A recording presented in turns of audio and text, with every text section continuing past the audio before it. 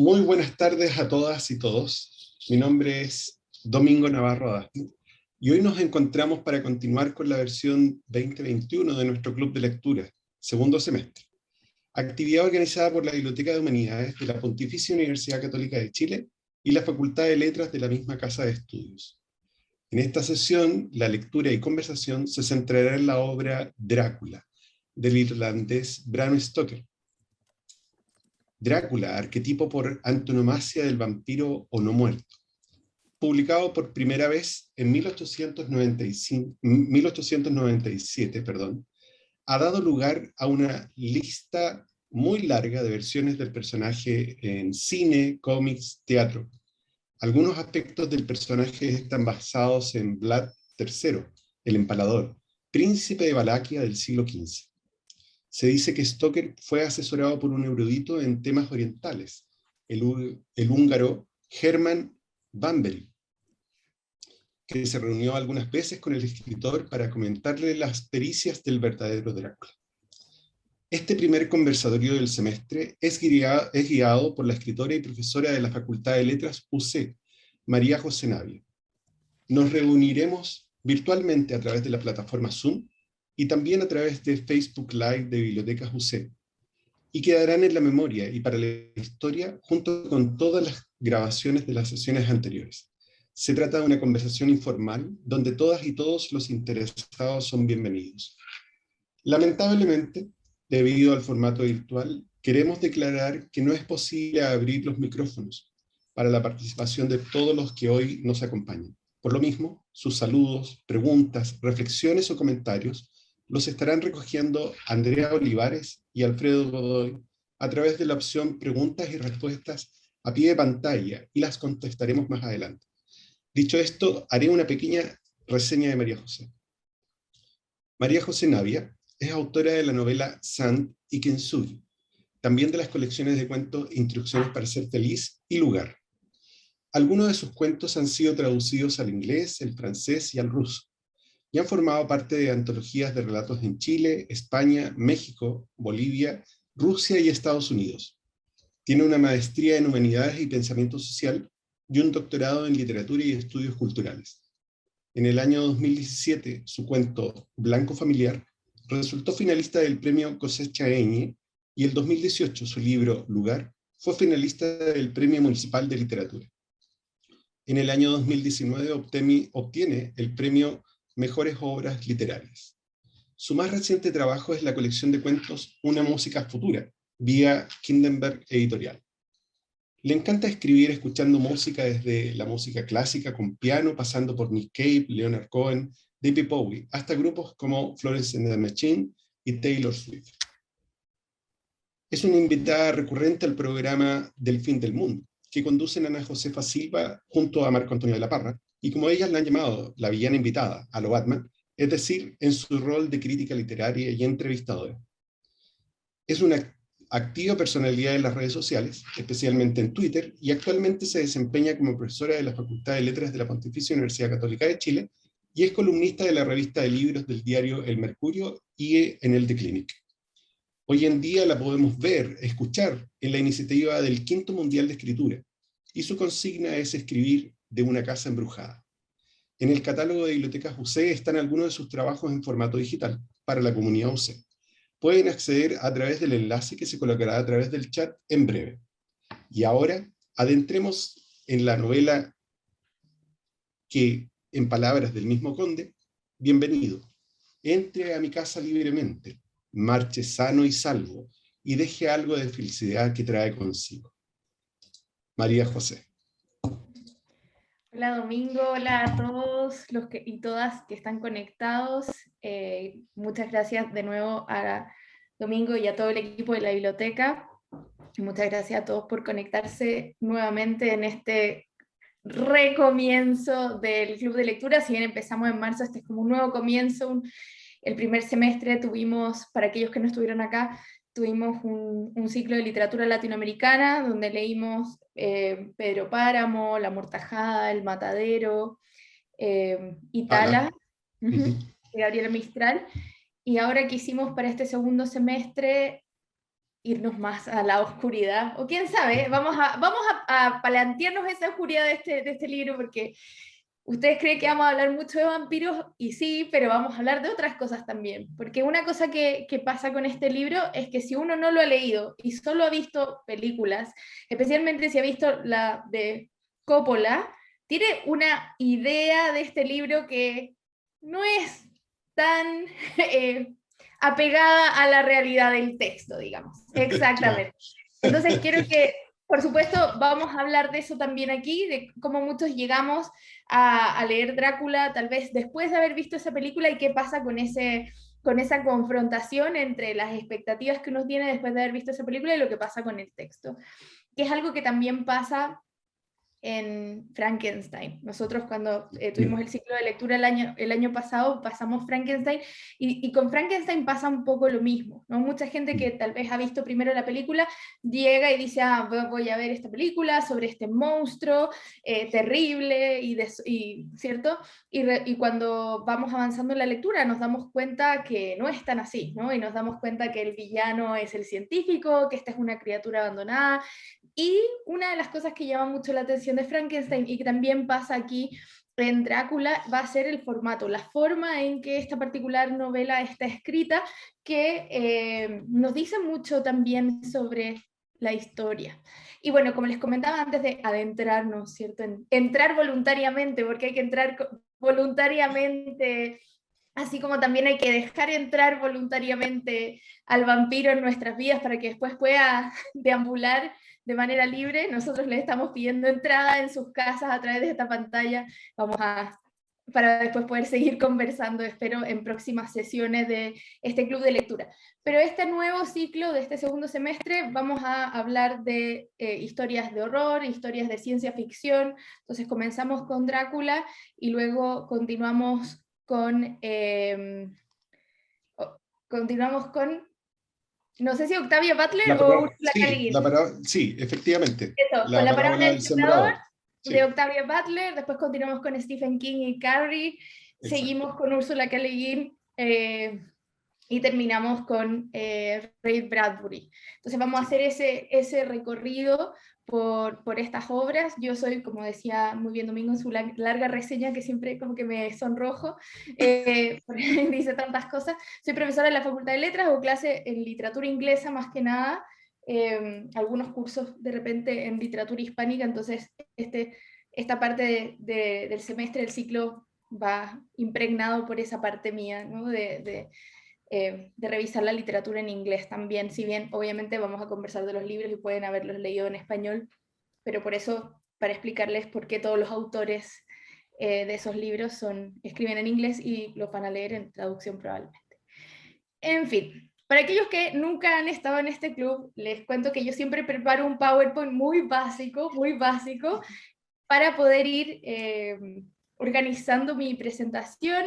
Lo que hacemos es, yo les cuento un poco del libro, les doy algunas indicaciones de maneras de analizarlo, maneras de leerlo, y después abrimos espacio a las preguntas. Como bien indicaba Domingo, por temas de cantidad de gente, no podemos abrir el micrófono para que todos hagan sus preguntas, pero les recomiendo, a medida que les vayan surgiendo sus preguntas, que las vayan dejando aquí en el chat o en la parte de preguntas y respuestas, porque Sí. ahí tras bambalinas, en las sombras, están seres muy luminosos de la biblioteca que están prestando la atención a sus preguntas, y entonces al final de mi presentación me van a ir leyendo sus preguntas y las vamos a poder ir conversando.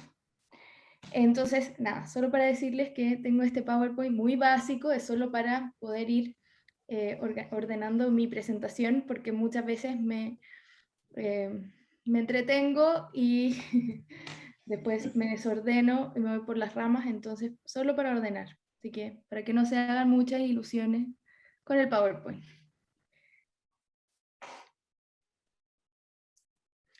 Entonces, me gustaría igual que pusieran en el chat aquellos que nos quieran contar para después conversarlo al final, si es que esta novela me gustaría saber si esta novela la habían leído antes, si se la están repitiendo, si habían visto tal vez la película, series, qué sé yo, y ahora dijeron, quiero ir al original, quiero leer la novela, o tal vez no alcanzaron a leerse la novela, vieron la película antes de venir hoy, pero para saber más o menos con qué nos encontramos.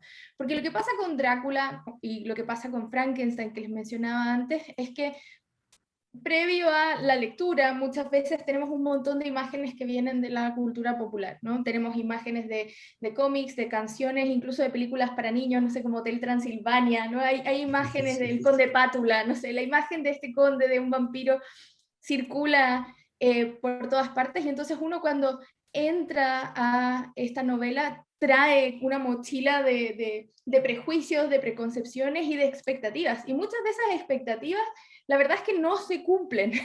Como quiero comenzar diciendo que muchas de esas expectativas no se cumplen en términos de lo que uno esperaría de una historia de horror, lo que uno esperaría sobre una historia de monstruos, ¿no? Porque la manera en que está configurada hace que la figura del monstruo se pierda bastante de vista en una gran parte del relato, ¿ya?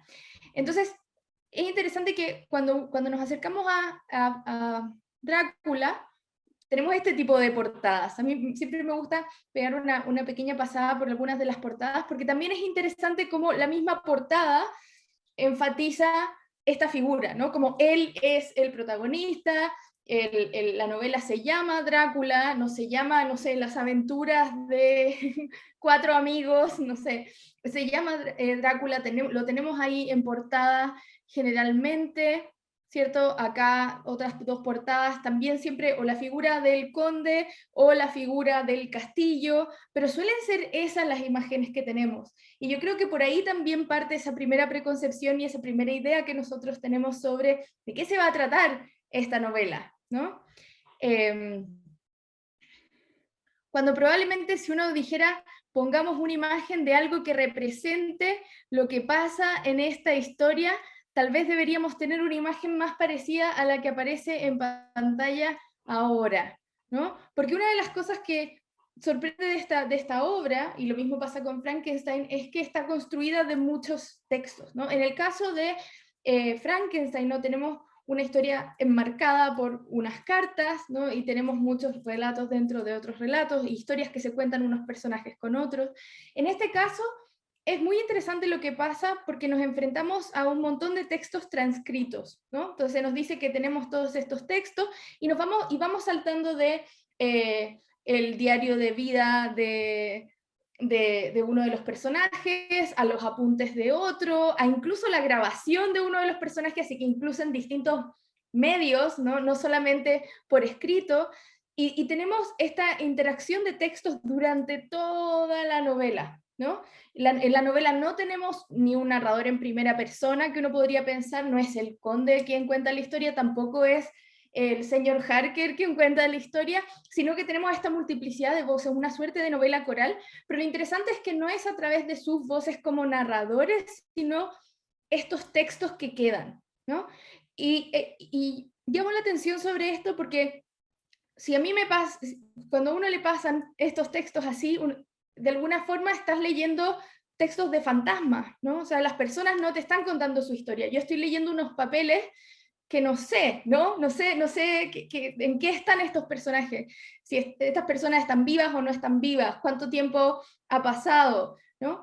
Entonces nos vamos enfrentando a estos textos, cada quien escribiendo lo que va sucediendo, tenemos que pensar también si le vamos a creer a todo lo que nos están diciendo, porque hay una insistencia en la importancia de guardar secretos unos de otros, ¿no? La importancia de no contar ciertas cosas, la importancia de a veces consignar con mucho detalle ciertas cosas para que no se pierdan o para no sentir que no se está perdiendo la cabeza. Pensemos en los primeros textos de,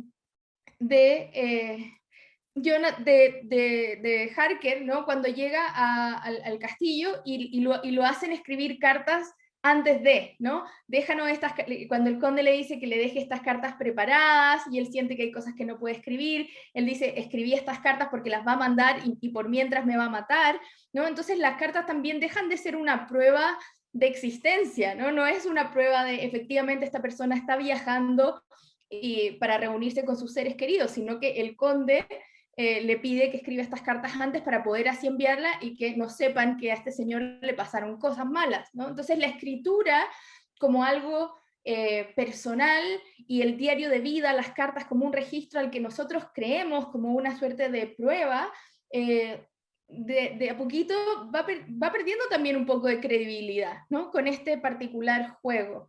Una de las cosas interesantes que hace la versión de Coppola, que después la podemos discutir con más calma si quieren al final en los comentarios, es que lo que hace Coppola es incluir una historia de amor que nunca estuvo, ¿no? En el caso de Drácula. O sea, en Drácula, cuando llega a Londres y luego ataca a Mina, no la ataca porque le recuerda a su amada del pasado, no tenemos toda esa historia de él peleando en las cruzadas o él peleando por la religión y luego decepcionándose, sino que simplemente sucede, ¿no? Ella está ahí, él se quiere alimentar y ¿cierto? Le succiona la sangre, pero no tenemos ese plot o ese argumento romántico.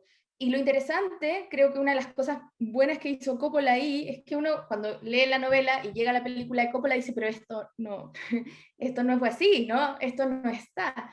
Pero algo interesante que hace el director es que decide que hay un momento en que ella va y cuando recibe la nota de que Harker está en el hospital y tiene que ir a verlo, ella ahí abandona al conde, ¿no? Le dice como, no, esto no puede ser, tengo que ir a ver a mi amado, ¿no? Esto se acabó aquí, y la vemos en la escena, en la película, botando páginas al agua, ¿no? La vemos deshaciéndose de cosas que ella escribió, y entonces dándole idea de lo que ella se está deshaciendo es de esas páginas de su diario donde cuenta este affair, y entonces, claro, el lector cuando lee Drácula no tiene esas páginas porque ella las botó al agua, ¿no? Entonces, como de alguna manera, como que ata esos cabos que uno podría pensar como lector, pero ¿cómo si esto nunca salió? Claro, porque ella botó sus páginas, ¿no? O sea, como es el jueguito de la verosimilitud, yo creo, en el caso de la película de Coppola. Pero tenemos entonces esta proliferación de textos, estos textos que muchas veces se superponen, llega una carta antes, después hay cartas que no llegan a tiempo, y eso va a ir generando también la tensión, pero no solamente los textos a los que tenemos acceso son las cartas y los textos personales, los diarios, los apuntes, los memorandos, sino que también hay una insistencia en el papeleo burocrático, que es algo que también a uno le llama la atención cuando lee la novela, porque es como, ¿por qué me está diciendo todos los permisos que necesita para mover la tierra? ¿No? ¿O por qué necesito saber todos los permisos para subir algo a un barco, para sacarlo del barco? Tenemos toda una burocracia allí, permisos que tienen que pedir antes de que sucedan las cosas, que llama mucho la atención porque hace que todo sea muy, muy lento, ¿no? En términos de llegar al enfrentamiento con el conde, que al final, bueno, les voy a hacer el spoiler porque si están aquí están condenados al spoiler, porque finalmente cuando llega el momento, el conde está, Drácula está en su ataúd y le cortan la cabeza y ya está. O sea, no hay un enfrentamiento, como de nuevo en la película de Coppola, no hay nada, él está ahí, llegan, porque lo que cuesta es llegar a él, ¿no? Porque los engaña, se va por otro lado, ¿no? Hay todo un tema allí, pero finalmente, que uno diría, acá es el momento en que se enfrentan las fuerzas, no, abren la caja y listo, fue. Y de hecho la narradora dice, bueno, ahí está contando Mina, ¿no? Lo leemos a través del texto de Mina Harker, y ella dice que no podía creer cuando le cortan la cabeza que él tiene una cara de paz, ¿no? Que tiene una cara plácida, y que ella jamás pensó que iba a poder ver eso. Y lo interesante ahí también, que lo vamos a comentar más adelante, es que esa novela, la novela no termina con la muerte del conde, sino que termina con la muerte del norteamericano, ¿cierto? De Morris, ¿no? Finalmente terminamos con la muerte de este personaje, que hay varias lecturas, hay algunos que dicen que él también era un vampiro, y da ciertas razones por qué, y ya se los voy a comentar. Entonces termina con eso, y luego tenemos esta nota de varios años después, en que la pareja han tenido a un hijo, le han puesto el nombre de todos, pero le dicen Quincy, entonces de nuevo tenemos reparar el mundo roto y volver a la estructura de la familia, que va a ser algo que también es importante en términos de lo monstruoso en la literatura. Muchas veces lo monstruoso llega para atacar la familia, para atacar la estabilidad de una nación, y de hecho otra cosa que vamos a ver en Drácula va a ser la tensión entre personajes británicos y personajes extranjeros. O sea, este grupo de personas que salen en pos de Drácula tenemos esta mezcla entre personajes británicos y también Van Helsing, que es otro extranjero, el conde Drácula, por supuesto, que también es extranjero, Morris, que es otro extranjero. Entonces vamos a ver esta tensión también entre estas figuras. Hay algunos críticos que dicen que Drácula de alguna forma también está tratando de mostrar la ansiedad sobre lo que se llama la colonización en reversa o la invasión, que vengan personas de las colonias, que vengan personas de otros países a invadir la metrópoli, a invadir Londres, ¿no? Que lleguen los extranjeros a tomarse todo, ¿no? Y parte de esa interpretación creo que se puede sostener con algunos pasajes. Pero lo que quería mostrarles es que cuando uno llega a Drácula, llega a estas portadas que dan más o menos miedo, que se fijan en la figura del conde, pero finalmente lo que tenemos es un gran corpus de papeles, ¿no? O sea, tenemos como un cajón lleno de papeles que se superponen unos a otros y donde el lector tiene que ir también haciendo las conexiones entre todos estos textos, ¿no? Y son, de alguna manera, se sienten como voces sin cuerpo también, como algo medio fantasmal, porque no es que veamos al personaje hablándonos, sino que el personaje en algún momento lo escribió y eso quedó, ¿no? El personaje siguió avanzando y ese texto quedó, y como sabemos en la novela, los textos originales fueron quemados, ¿no? Los textos originales, los diarios, los papeles son quemados y solo quedan las transcripciones que quedan en una caja fuerte. Entonces ni siquiera es el original, sino que es la copia. Entonces tenemos esta sobrevivencia, si lo pensamos en ese término, estos papeles sobreviven, pero sobreviven en una forma media rara, como un vampiro también, ¿no? O sea, están allí, pero son esta cosa que no sabemos bien cómo definir. También, otra cosa que uno no se espera, creo, cuando entra a Drácula, y que es una forma en la que se puede analizar también esta novela, es como una novela de detectives, más que a veces como una novela de horror. Y lo interesante de esta manera de pensar Drácula es que la detective en este caso sería Mina, ¿no? Que más que, entonces si bien tenemos a este grupo de hombres que parecen ser los que llevan la acción, donde tenemos al doctor, el científico, hombres aguerridos, finalmente es Mina la que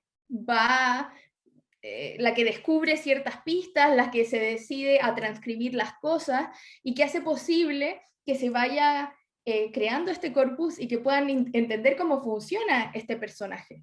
O sea, ella de repente llega y se dedica a transcribir, le pasa las cosas su esposo y las transcribe todo, transcribe lo que escribe el doctor, y ella va creando esto, va formando estas piezas del puzzle para que puedan ver, así funciona, esto pasó aquí, esto pasó allá, y todo es gracias a Mina, y va a ser Mina también quien después, una vez que incluso cuando ya la mordió el conde y todo, que ella va a decir, hipnotízame, ¿no? En la película de Coppola es Van Helsing a quien se le ocurre hipnotizar a Mina, pero en el caso de la novela es Mina la que dice, ahora que estamos conectados, ¿no? Con Drácula, hipnotízame para que así te pueda yo dar la información, ¿no?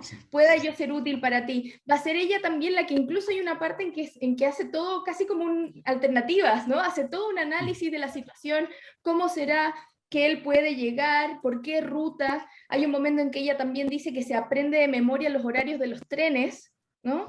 Que al principio parece algo muy raro, como por qué se aprenden los horarios de los trenes, y ella dice, me los aprendo porque quiero ser útil a mi marido, ¿no? Quiero saber, para ayudar a mi marido quiero saberme los horarios de los trenes. Estamos hablando del siglo XIX, no hay internet, o sea, la manera de saber a qué hora sale un tren es o ir a preguntar a la estación o aprendérselo de memoria, y ella se lo aprende de memoria. Entonces, y el tren va a ser algo muy importante en esta novela también, y ya vamos a hablar por qué. Y luego ella hace toda esta distinción y dice, por esta ruta va a llegar, y finalmente va a ser la que los lleve a él, ¿no? O sea, si toda esta empresa en términos de, no de una compañía financiera, sino como de que toda esta aventura funcione, es por Mina. Y Mina se transforma de alguna manera en el detective que va a buscar, ¿cierto?, al conde, ¿no? Y eso no es tan raro en la literatura victoriana, en la literatura de la época, y también en Estados Unidos, no solo en Inglaterra. Muchas veces el género del horror se mezclaba con lo detectivesco. Pensemos en lo que hace Edgar Allan Poe también, que también tiene estos dos mundos, ¿no?, que habla de historias más sobrenaturales y también al mismo tiempo historias de detectives, ¿no? Entonces acá también tenemos esa mezcla, y lo interesante, me parece a mí, es que si bien en un comienzo pareciera que Mina es como la amiga de Lucy, que está ahí, que está escribiendo todo el rato y que nos importa que escriba tanto, y que después le dicen como no le quieren contar las cosas, finalmente es ella la que sostiene todo esto, y es ella la que tiene la última palabra en la novela, ¿no? Ella es su relato, ¿no?, su texto, el que cierra esta novela, y además nosotros, terminado la novela, uno puede pensar que existan todos estos textos es porque ella los transcribió, o sea, finalmente ella es la que junta todo, ¿no? Ella es la mano fantasma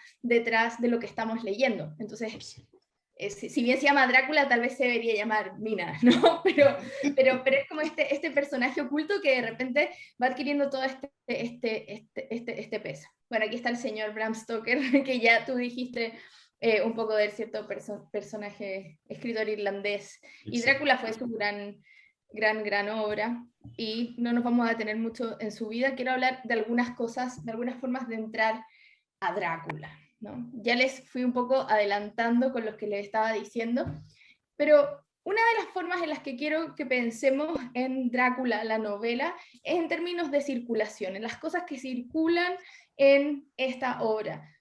Partiendo porque es una novela sobre vampiros y sobre sangre, y si uno piensa en la sangre, y la sangre circula por el cuerpo, si la sangre no está circulando bien, se generan problemas en el cuerpo de las personas, y es una novela donde tenemos muchas transfusiones de sangre también.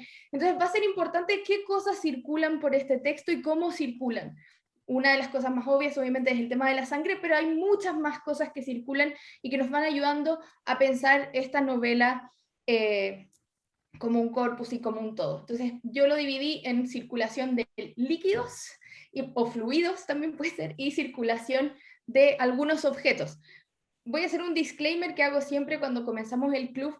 Todas estas novelas que nosotros leemos son siempre novelas muy importantes, muy ricas, que tienen muchos niveles de análisis, y podríamos hablar de la novela por semanas, por meses, por años. Obviamente nosotros vamos a hablar aquí una hora, un poco más sobre la novela, y hay muchas cosas que no se van a alcanzar a tocar, ¿no? Así que Y esta en disculpas de particular antemano. daría para hacer. ¿Qué? Y esta en particular da Claro, para... entonces nosotros proponemos algunos caminos de análisis, pero por supuesto que hay muchísimos más. Entonces, una de las primeras cosas que circula en esta novela, que es lo que partí diciendo sobre los textos, es la tinta, ¿no? Vamos a tener muchos textos, vamos a ver distintas formas de registrar también la experiencia. No, a veces no solo es la tinta, tenemos las notas de voz del pasado, ¿no?, que registra el doctor, pero también la importancia de registrar, ¿no?, de escribir. Se habla mucho de escribir a mano, de entender lo que se está escribiendo, de transcribir en una máquina de escribir. Mina lleva una máquina de escribir portátil en el tren para poder seguir escribiendo. Entonces está esa insistencia constante en tener los medios para registrar aquello que se está escribiendo, ¿no? La tinta es muy importante, y de hecho es algo con lo que se juega también en versiones cinematográficas. En la versión de Coppola, por ejemplo, cuando Mina le manda una carta al conde, esta carta que no existe, pero que en este mundo de Coppola funciona, donde le dice al conde que ya no puede estar con él porque tiene que ir a ver a su pronto a ser esposo. Se ve una gota que cae, ¿no? Caen unas gotas que son iguales como si él estuviera llorando tinta, ¿no? Entonces tenemos esta imagen de la tinta como este líquido que va a unir los destinos de todos estos personajes. O sea, de alguna manera esta es una novela donde la sangre es la tinta, ¿no? Que va uniendo las distintas historias. No se trata de una historia de familia, en el sentido de no son 4 hermanos que salen a perseguir a Drácula, son amigos, ¿no? Se insiste mucho en la amistad en esta novela, como ahora soy tu amigo, ¿cierto? Soy tu amigo por siempre, y por amistad voy a hacer esto por ti, ¿no? Es como el gran valor de la novela, en términos de los afectos, más que el afecto romántico, que es lo que rescata la película. Entonces, lo que los une a ellos va a ser la tinta, ¿no? Van a ser estos textos escritos, más que relaciones de sangre, porque de nuevo sería meter la sangre de otra forma. Sí, las únicas relaciones de sangre que vemos en la novela son Lucy con su madre, que fallece, Arthur con su padre, que fallece, ¿no? Entonces, las relaciones sanguíneas en una familia se ven detenidas, ¿cierto? Se acaban en esta novela y continúan estas relaciones que tienen que ver con, no con la filiación, por decirlo, sino con la afiliación, sino con los intereses y lo que sucede con estos amigos. En el caso de la película de Coppola no tenemos a esos parientes. De Lucy no se habla de la madre, y eso que es importante la madre, porque debido a que la madre está enferma, es que se toma mucha precaución en hacer ciertas cosas, y de hecho es la madre la que le quita las flores, y por eso la ataca también el conde, ¿no? Entonces es un personaje bastante importante, y sin embargo lo quitan de allí, y en el caso de Arthur, eso hace que él esté lejos en varias ocasiones, porque su padre está muy enfermo y finalmente fallece, ¿no? Entonces estas dos relaciones sanguíneas están en algún momento, luego dejan de estar, y los personajes que siguen son amigos o de esta pareja de Mina.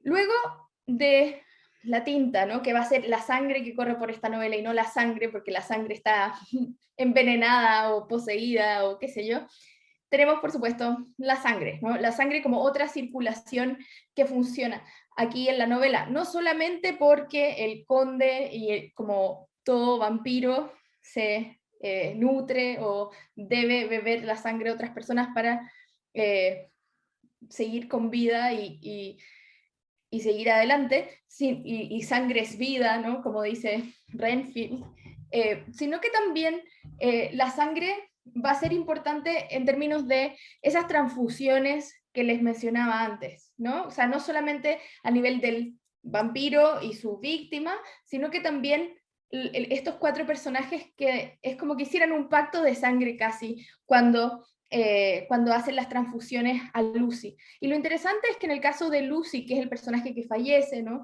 Que sucumbe al conde, y muchos críticos dicen que sucumbe al conde porque es un personaje que siente deseo, ¿no? Es un personaje que está muy cargado de deseo sexual en literatura victoriana y reprimida, ¿no? Es este personaje como liberado. En la película de Coppola lo hacen aún más intenso, y es casi como una ninfómana la chica que ¿no? Como muy haciendo siempre chistes de doble sentido, y cuando la ataca Drácula, la posesión es bastante sexual, ¿no? Como se juega mucho con eso, y obviamente la figura del vampiro sí está muy relacionada con eso, y con la sífilis, y con muchas enfermedades que también eran tema en la época. Pero la idea de estas transfusiones, ¿no? va a ser interesante, porque tenemos estas relaciones de sangre que no son relaciones de familia, sino que personas que le dan su sangre para que ella pueda recuperarse, ¿no? Y primero es el novio, después son estos otros personajes que nada que ver, ¿cierto? Van Helsing, el doctor, que era su pretendiente, y le dan les hacen estas transfusiones de sangre que le ayudan a vivir por un poquito tiempo.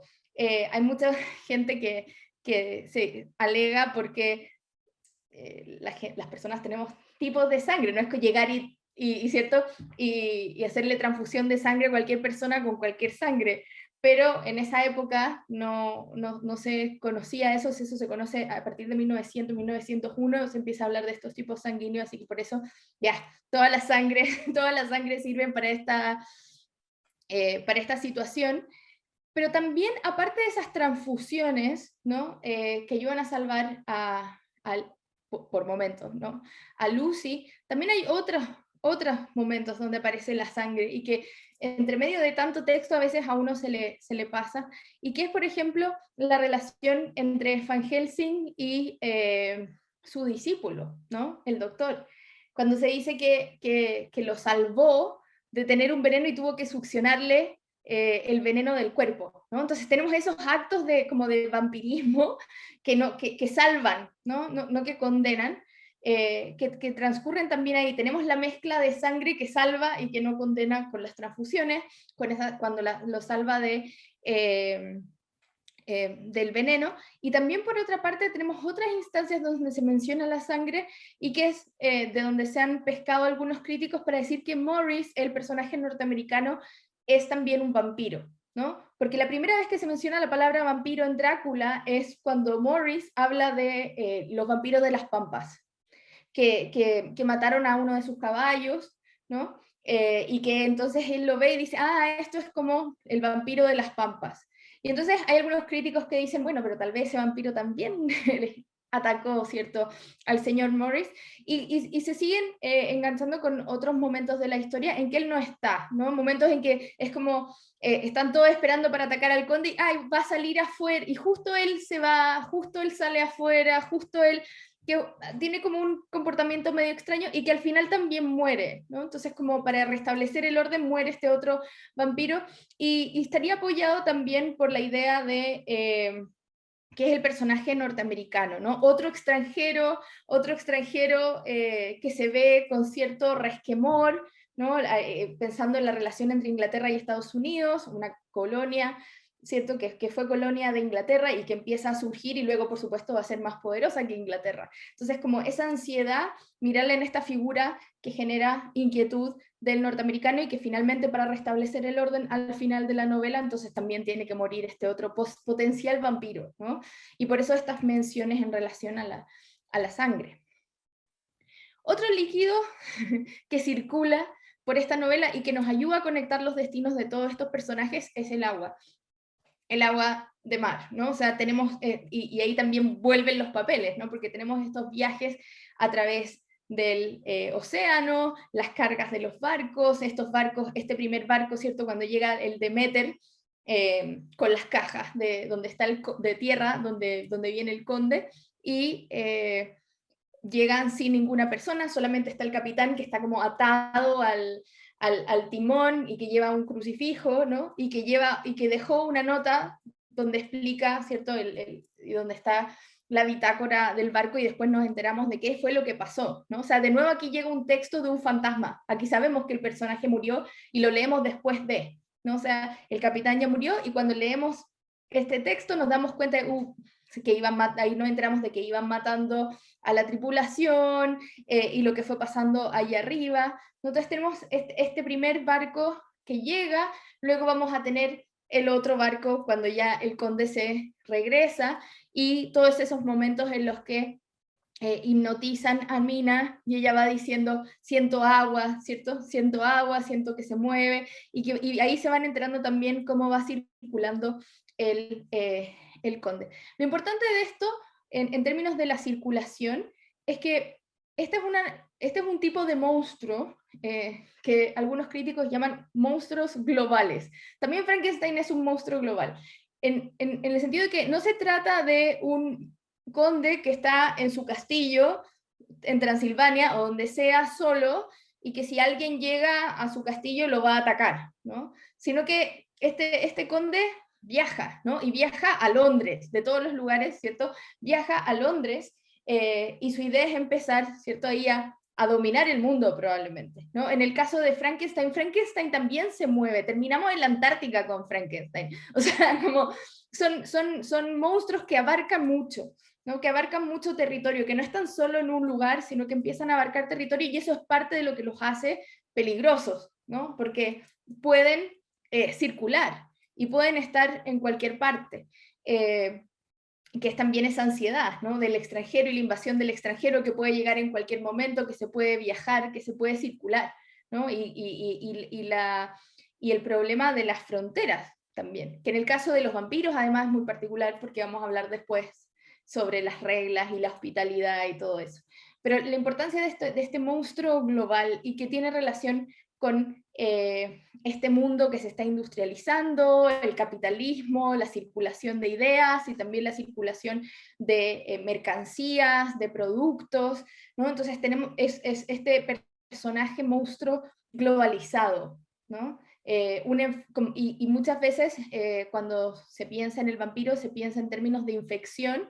De hecho, Van Helsing usa la expresión que Mina o Lucy están infectadas, ¿no? por el vampiro, y la idea de una infección como una enfermedad que se puede transmitir por todas partes, y eso se vuelve aún más terrible hablándolo ahora en pandemia, ¿no? O sea, pensar en que ahora por el tema de la globalización y las posibilidades del viaje, es que las cepas y que los virus viajan, ¿no? O sea, no se quedan en un lugar, viajan. ¿Y viajan por qué? Porque están todas las condiciones dadas para que puedan viajar y porque de esos viajes también depende que funcionen nuestros mundos, ¿no? O sea, dependemos de que circulen ciertas mercancías, ciertos productos, para ciertos alimentos, ciertas cosas, y en esa circulación de cosas también circulan otras cosas que tal vez no queremos que aparezcan, ¿no? Entonces está esa ansiedad respecto a la circulación. Entonces por eso es importante que tanto Drácula como Frankenstein sean monstruos que viajan, ¿no? No es como las personas, no sé, del pueblo que van y hay un monstruo que vive en el cerro. No, acá están por todos lados. Y de hecho en el caso de Drácula es incluso más aterrador, porque sabemos que él se puede convertir en neblina, que su cuerpo mismo, ¿cierto? No importa, que es distinto de lo que pasa con Frankenstein, donde es él el que se debe mover, ¿no? Y tiene mucha fuerza y qué sé yo, y ciertas habilidades, y por eso se mueve tanto y puede hacer lo que hace. Pero en el caso de Drácula, sabemos que su cuerpo no importa, que se transforma en rata, que se transforma en perro, que se transforma en una neblina, que puede pasar por una rendija, ¿no? Nada puede detenerlo, ¿no? No necesitamos una puerta. Si bien es importante esa primera entrada, él después entra por donde quiera, ¿no? Entonces está esa cosa de algo que no se ve, algo microscópico, algo muy pequeño, ¿no? Como un virus, ¿no? Que no se ve, ¿no? Después, en términos de la circulación, también va a ser importante ciertos objetos y ciertos medios de transporte. Primero que nada, el tren. Nosotros empezamos en el tren, o sea, nosotros empezamos la novela con Jonathan, ¿cierto?, en el tren, y creo que el tren incluso está retrasado en esa primera página, si no me equivoco. Sí, dice, ¿cierto? Está el 3 de mayo, dice, que dejó Múnich a las 8:35 p.m. del 1 de mayo y llega a Viena temprano en la mañana. Debería haber llegado a las 6:46, pero el tren llegó una hora tarde, ¿no? Entonces empezamos con esa primera circulación, empezamos con un viaje, ¿no? Empezamos con personajes en movimiento. Y con algo que va contra lo esperado. Algo muy chiquitito, como que el tren llega más tarde de lo que debería, pero eso ya nos va haciendo como una pequeña grieta y nos va marcando esa situación. Lo importante del tren, además de porque transporta a nuestros queridos personajes en Drácula en un montón de momentos, es que el tren tiene relación con varias cosas. Pensemos que estamos hablando de literatura del siglo XIX y el tren, cuando se crea, ¿cierto?, la locomotora, cuando se empieza a usar el tren, una de las primeras cosas que se construye en las estaciones de trenes fueron los kioscos. Y una de las cosas que pasa con el tren es que empiezan a producirse más material de lectura para que las personas puedan leer en el tren. Esto también coincide con que durante el siglo XIX, en la era victoriana, el alfabetismo, ¿cierto?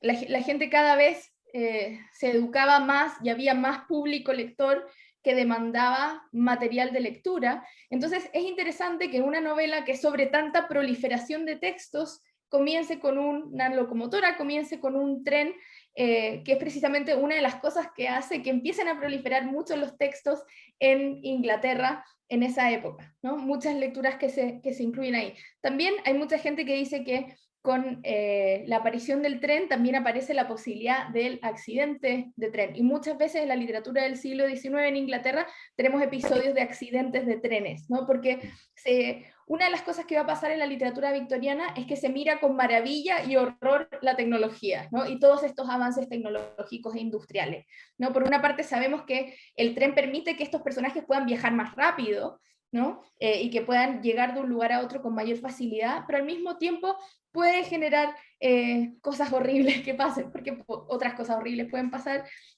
cuando se va en el tren. Lo mismo con otros avances tecnológicos. Entonces, vamos a ir mirando eso también más adelante. Otra cosa que sucede, además de la creación de estos kioscos, obviamente surgen cada vez más periódicos en esta época. Porque hay más público lector que quiere informarse más, y porque también existen estos trayectos en los que hay que matar el tiempo, entonces la gente puede ir leyendo el periódico en el tren. Y surgen muchísimos periódicos durante el siglo XIX en Inglaterra, mucha gente publicaba ahí, se publicaba serializadamente, aparecen lo que se llaman los Penny Dreadfuls también, que son estas historias que están relacionadas con las aventuras, y que es como los videojuegos de la Inglaterra victoriana, ¿no? O sea, mucha gente joven también leía ese tipo de textos. Pero lo importante de los periódicos aquí es que son parte de este entramado textual. O sea, cuando leemos Drácula, no solo nos enfrentamos con los textos de los distintos personajes, y ojo que no son todos los personajes. De Van Helsing, por ejemplo, no leemos su diario, ¿no? No tenemos diario de Van Helsing. Nosotros nos enteramos de las cosas que Van Helsing iba diciendo porque otros personajes lo citan, porque otros personajes nos comentan.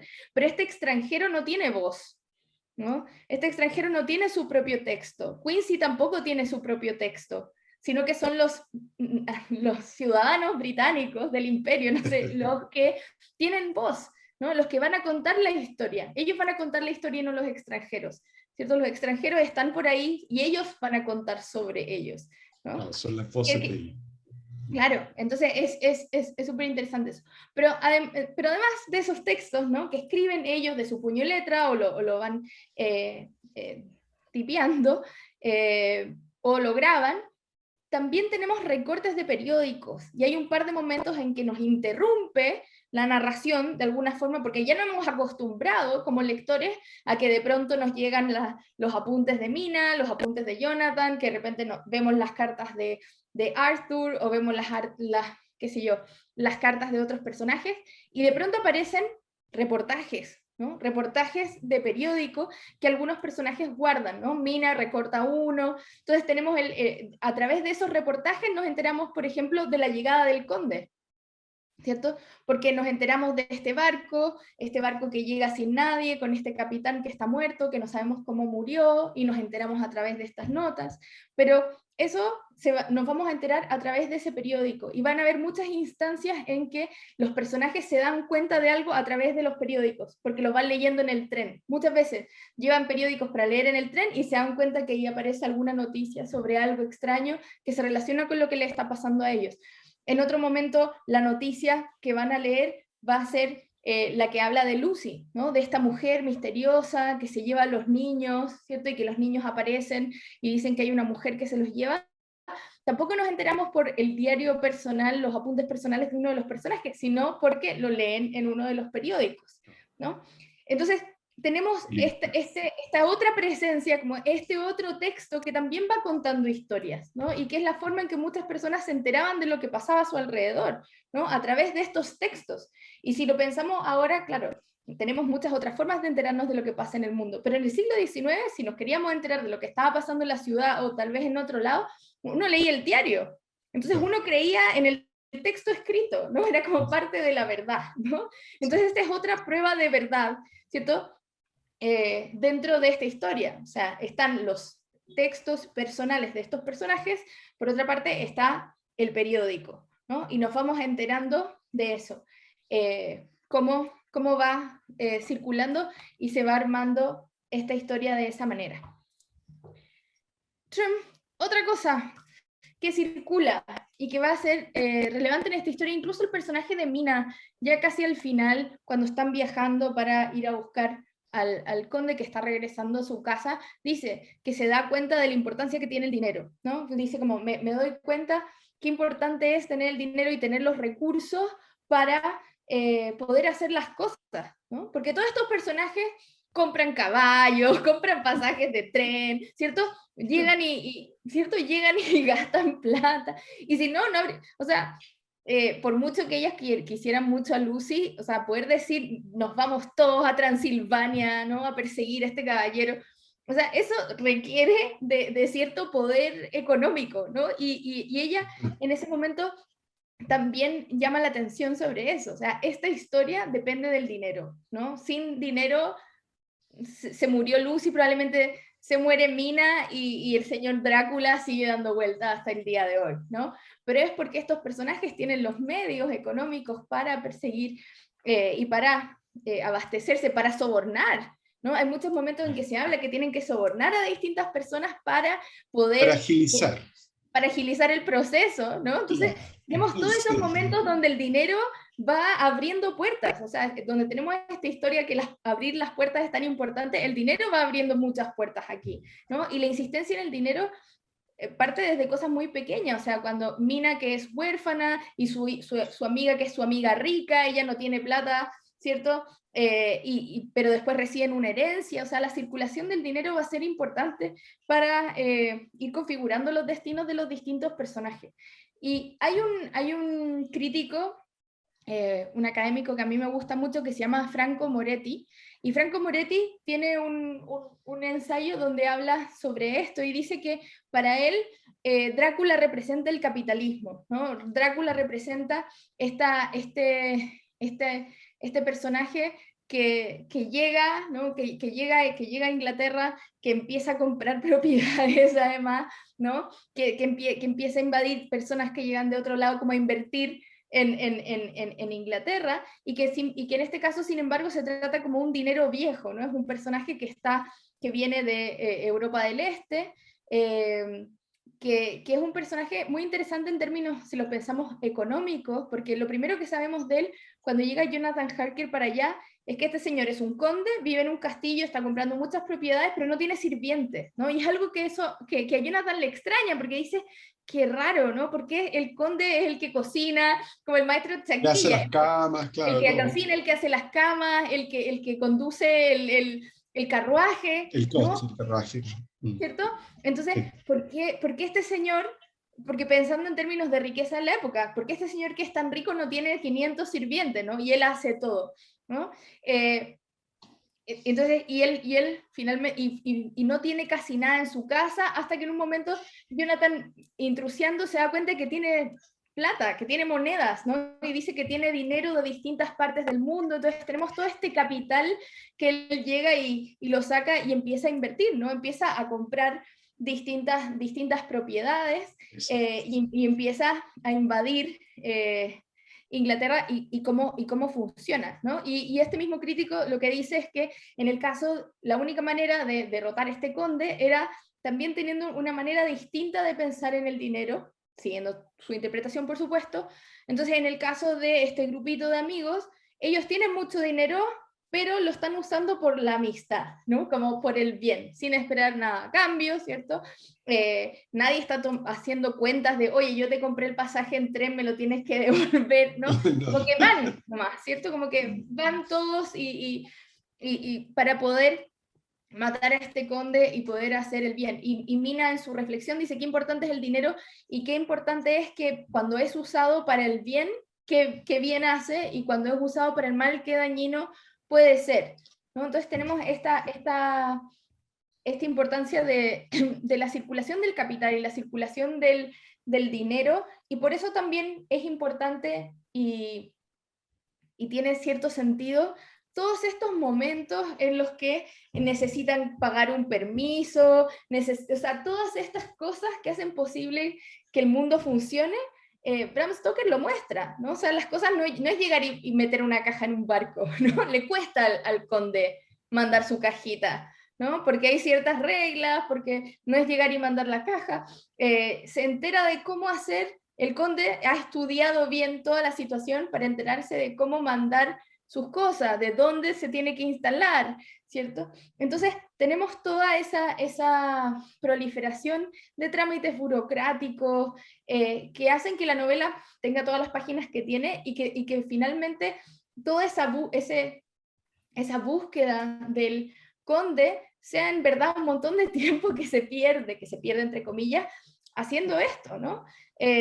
Pidiendo trámites, mandando telegramas de un lado para otro, más que peleando, ¿no? O sea, las escenas de pelea, si uno podría pensar en esta novela, son muy pocas, o sea, así, enfrentamientos, no tenemos, y por eso Coppola inventa esa escena final, donde, claro, y que esto es interesante si pensamos que Mina es el personaje como detective, el adversario de Drácula en la novela. Si seguimos esa lectura, en el caso de la adaptación de Coppola, es Mina también, pero por otras razones, por razones románticas, para salvarlo, quien le corta la cabeza y termina de clavar la estaca al conde al final de la película, y se acaba ahí, ¿no? La película se acaba ahí también con ella mirando hacia el techo y mirando una imagen de los dos, ¿no? No se acaba con la vuelta a la familia y que tienen un hijo y que la vida continúa y la estabilidad familiar, sino que se acaba ahí y no sabemos qué va a pasar, ¿no? Que eso también es interesante de la película de Coppola. Uno no sabe si cuando salga de ahí, ¿qué le va a decir Jonathan? Si después que ella se fue con el conde, ¿no? Y en el caso, bueno, mil cosas, o sea, en el caso de la película de Coppola, ella quiere ser vampiro, ¿cierto? Está todo ese momento en que ella dice, sácame de esta muerte, como la vida cotidiana de ella era la muerte, ¿no? Yo quiero vivir esta otra vida que es más intensa, este otro romance, ella se entrega, ¿no? Mientras que en el otro caso, a ella la ataca el vampiro, y de hecho, nadie se da cuenta, el que les cuenta es Redfield. Él les dice, oh, que vino, y ahí se dan cuenta de que Mina estaba pálida, porque antes Jonathan decía, Mina está un poco pálida, pero ni le miraba si tenía ni una cosa, ¿no? Es como, me hizo recordar el cuento de Quiroga, del almohadón de plumas, en que también tenemos una criatura, Ya. ¿cierto?, que le chupa la sangre a la mujer, y el marido nunca le preguntó qué le pasaba, la miraba, oh, está lánguida mi mujer, está lánguida mi mujer, se murió mi mujer, ¿no? Como, lo mismo un poco acá, ¿sí? No le prestan atención hasta que el loco le presta atención. Entonces, acá, de nuevo, la idea de circulación de materiales, de líquidos, de objetos, y las cosas que producen o hacen posible que se generen estas interacciones. Otra cosa que se me olvidó decir en relación a esta proliferación de textos que tenemos, este gran archivo, Derrida habla de fiebre de archivo, y yo creo que acá tenemos una novela que sufre de fiebre de archivo, como que todo tiene que registrarse, los personajes dicen, quiero anotar esto antes de que se me olvide, ¿cierto? Como que hay esta urgencia por anotar. Rodrigo Fresán, que es un escritor que a mí me encanta, dice que esta es una novela que es como una máquina de escribir, ¿no? Como que está escribiendo constantemente, es una novela que está escribiendo y que produce textos todo el tiempo, ¿no? Es una novela del exceso y de la proliferación de textos, unos con otros. Y él también dice que esta es una novela como sobre como una novela de inmobiliaria, ¿no? Como hay muchas, como la importancia que tiene también tengo que comprar una propiedad, heredar una propiedad, todo el papeleo, como que es como una novela de agente de viaje, de propiedad, ¿cierto? De corredor de propiedades, como cumbre borrascosas también, estas casas y las propiedades que se dan, en fin. Entonces, y es una novela donde los personajes pasan mucho tiempo leyendo, Sí, que eso es también verdad. es otra cosa que llama bastante la atención. En el caso de Frankenstein también lee, ojo, o sea, la criatura de Frankenstein, y perdón si antes alguna vez dije Frankenstein pensando en la criatura de Frankenstein también lee, y leyendo es que aprende a hablar y a comunicarse y empieza a aprender del mundo, ¿no? Porque encuentra libros y se pone a leer. En el caso de Drácula, también los personajes están leyendo todo el tiempo. Jonathan, cuando se queda solo en el castillo de Drácula, lee, no siempre está En la biblioteca. leyendo, anotando, está en la biblioteca. Y en el caso de los personajes, eh, luego, antes de lanzarse a buscar a Drácula, cuando empieza como la acción, entre muchas comillas, porque sabemos que esta acción está como llena de papeles por todos Claro. lados. Antes de que empiece esa acción de búsqueda, los personajes leen estas transcripciones. O sea, Mina va transcribiendo todo, se va generando este archivo, y los distintos personajes, hay muchos momentos en que dicen, me puse a leer, ¿cierto? Se están poniendo al día con los textos que se han ido creando, y todos se van leyendo unos a otros, van leyendo las notas de Jonathan, van leyendo los diarios de los otros. Entonces es una novela que se va escribiendo y se va leyendo todo el tiempo, ¿no? Entonces este circuito también de lectura, y que no, acá, y que es muy chistoso en cierta medida, los personajes no se juntan y conversan, sino que se leen, ¿no? Y que es muy chistoso. O sea, están todos estos personajes y en vez de juntarse y decir, a ver, Jonathan, ¿qué te pasó? Cuéntanos tú. Acá está mi testimonio, ¿no? Y van y leen las notas de los distintos personajes y sienten que se conocen unos a otros porque a través de las lecturas, ¿no? Entonces es muy interesante eso porque de nuevo es esa situación de presencia y ausencia que tenemos, como de personajes que se relacionan y se conocen, pero se conocen a través de los textos, no tanto a través, y porque se entregan la sangre, y hay unos nexos muy importantes. Y por último, de los temas que quiero como conversarles yo hoy, después nos queda tiempo para poder conversar en las preguntas. Otra cosa que quería comentarles era la hospitalidad. Nosotros tal vez algunos de ustedes se están conectando por primera vez al club. Yo he mencionado esto algunas veces en la interpretación de otras obras literarias. La hospitalidad como algo que articula muchas de las obras. En términos teóricos, y perdón que me ponga latera con esto unos poquitos minutos, Jacques Derrida tiene esta teoría de la hospitalidad donde dice que la dinámica de poder que se establece en la hospitalidad es muy interesante porque tenemos un anfitrión, ¿cierto? Y un huésped, ¿no? Y existen ciertas reglas de la hospitalidad, pero lo que él dice es que existe una relación muy intensa entre huésped y anfitrión, porque para Derrida, para que alguien pueda ser anfitrión necesita al huésped. Y él dice, cito, parafraseo, es como si el huésped le entregara al dueño de casa sus llaves, ¿no? Porque llega el huésped y entonces hace que el dueño de casa, el anfitrión, pueda ser anfitrión. Y hay muchas cosas que se deben en términos de leyes de la hospitalidad. Los antiguos griegos era regla que si llegaba un extranjero había que abrirle la puerta, ¿no? En muchas culturas, en muchos textos antiguos está esa idea de si llega un extranjero hay que abrirle la puerta, no hay que preguntarle nada, ¿no? Como una regla general de hospitalidad absoluta. Entonces es muy interesante que en el caso de las historias de vampiros, y lo vemos acá también, y lo describe Van Helsing cuando explica cómo funcionan los vampiros, se dice que para el vampiro no puede llegar a invadir tu casa, sino que uno tiene que dejar entrar al vampiro, y una vez que el vampiro ingresa por primera vez, ya no necesita pedir permiso nunca más y te puede invadir para siempre. Y eso lo vemos, por supuesto, en la novela, eso lo vemos también en las películas, y en el caso de Drácula también aparece muy desde el comienzo. O sea, tenemos ese momento en que llega Jonathan a la casa de Drácula, ¿cierto? Y se menciona que Drácula está del otro lado, y no sale a decirle hola, ¿no? Sino que le dice, entra, pero entra por tu propia voluntad, ¿no? Como aquí, como firmando con tu sangre, ¿no? Como Claro. entra por tu propia voluntad, ¿no? Lo que tú leíste al comienzo, ¿no? Y trae, ojalá dejes un poco de tu felicidad aquí, pero esa idea es tu decisión, ¿no? Este no es un monstruo Freddy Krueger, no sé, es un monstruo que va a llegar a matarte, sino que están estas reglas de etiqueta de nuestro conde, ¿no? Entonces, él dice, ¿quieres entrar?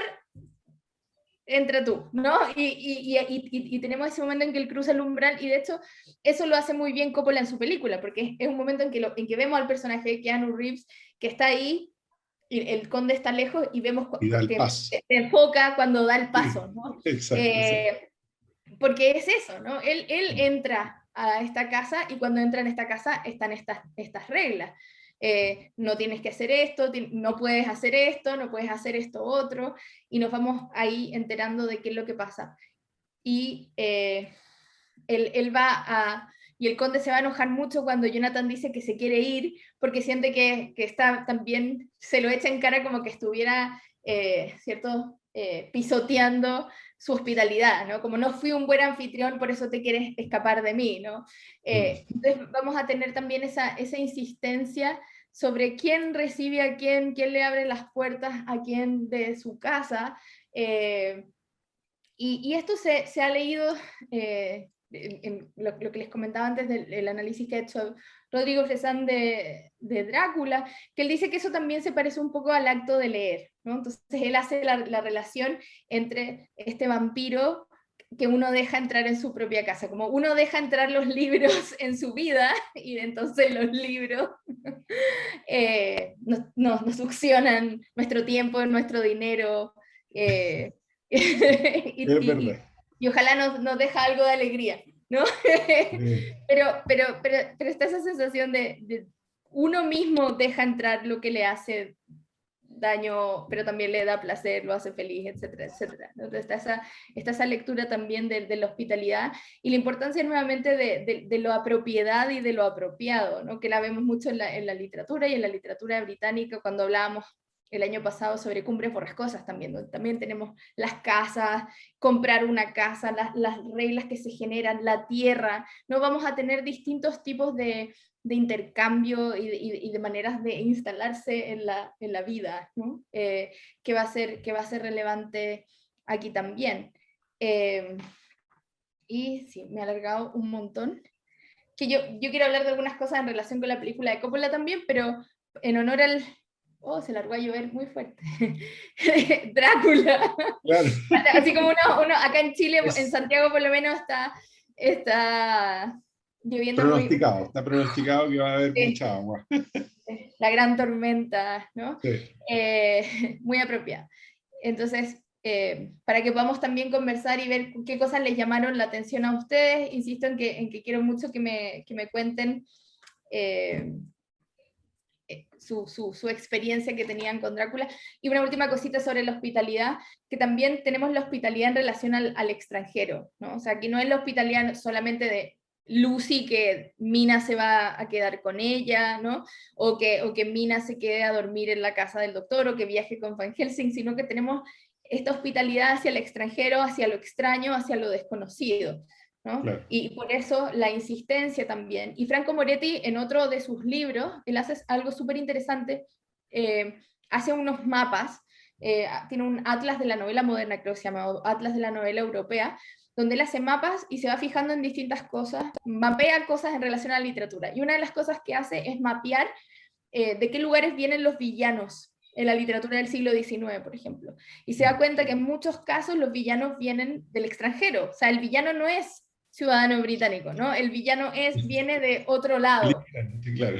Entonces, el villano es el extranjero, el conde viene de otro lado. Entonces también está esa ansiedad frente a lo desconocido, y que luego, si lo pensamos en términos del cine y el cine de época, por ejemplo, de Guerra Fría o momentos donde hay mucha ansiedad respecto al otro, ¿no? Y a la inmigración y esos temas, muchas veces empiezan a aparecer más y más películas sobre invasiones alienígenas, ¿no? Porque se usa, ¿cierto? Queda como una forma de enfrentar ese miedo, ¿no? La invasión de un otro que no conozco, un otro que tal vez me pueda hacer daño. Entonces hay que prestar siempre mucha atención cuando empiezan a proliferar las películas de monstruos, cuando empiezan a proliferar las películas de aliens, porque ¿qué nos está diciendo? ¿No? Porque también está hablando sobre el retorno de lo reprimido, como le diría Freud, ¿no? Cuando vuelve lo reprimido, vuelve como un monstruo,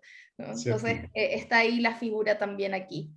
Y eso, muchas gracias por escuchar este pequeño digresión sobre Drácula, y les dejo, en verdad ese mail no es tan bueno, mejor mjnavia@uc.cl más que el Gmail. Lo vamos a colocar en el Eso en el chat, el de la universidad mejor, para que cualquier cosa que no alcancemos a hablar ahora o pregunta puede ir por ahí. Si quieren leer el texto de Moretti, lo tengo en inglés, eso sí, se los puedo mandar.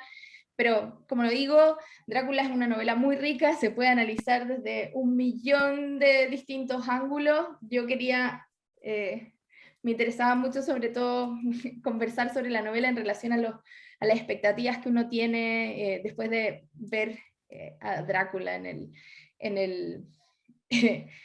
la cultura popular. De hecho, si uno piensa en la novela Drácula mismo aparece muy poquito. Sí, Es un personaje que aparece muy poco, y de hecho en estricto rigor no aparece nunca, porque siempre aparecen las cartas de alguien. Entonces claro. es como, de nuevo, como un fantasma que se cuenta.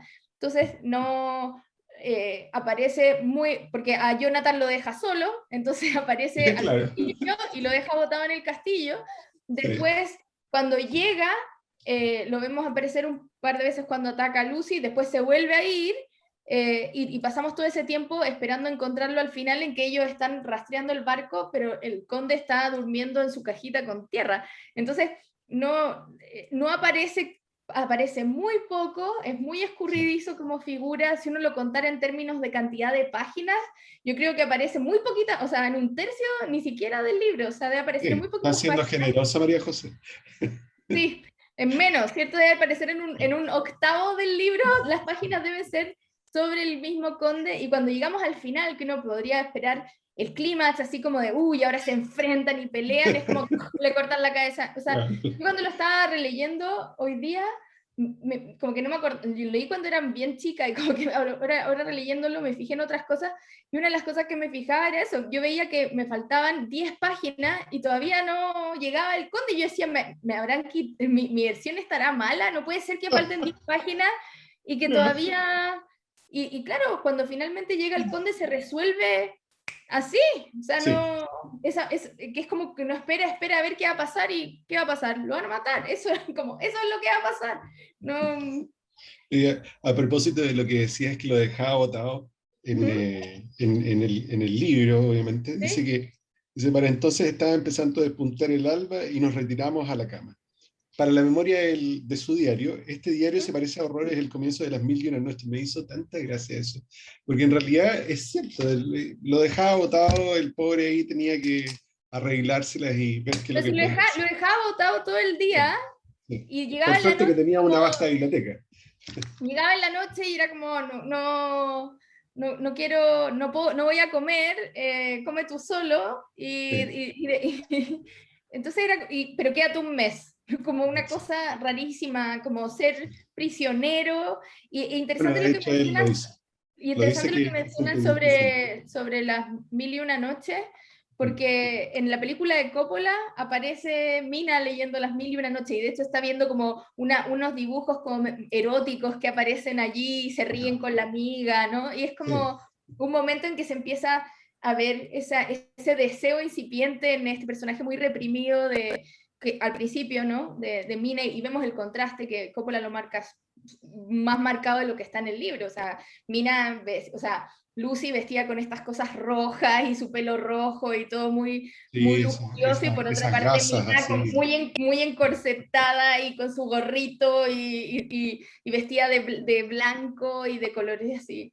Hasta que después, cuando conoce al conde, de rojo. Entonces tenemos también esa transformación en la imagen de Mina. Pero claro, es rara esa relación. O sea, si uno piensa en historias de terror, de casas embrujadas, castillos embrujados, en este caso el conde se va. O sea, no es que él lo tiene, lo deja ahí adentro y él no puede salir, las puertas están cerradas, pero no, durante el día nada lo ataca tampoco, está solo aburrido, no puede salir, ¿no? Tampoco lo mata, no lo envenena, lo mantiene ahí. Es bien rara la Sí, dinámica con Harker.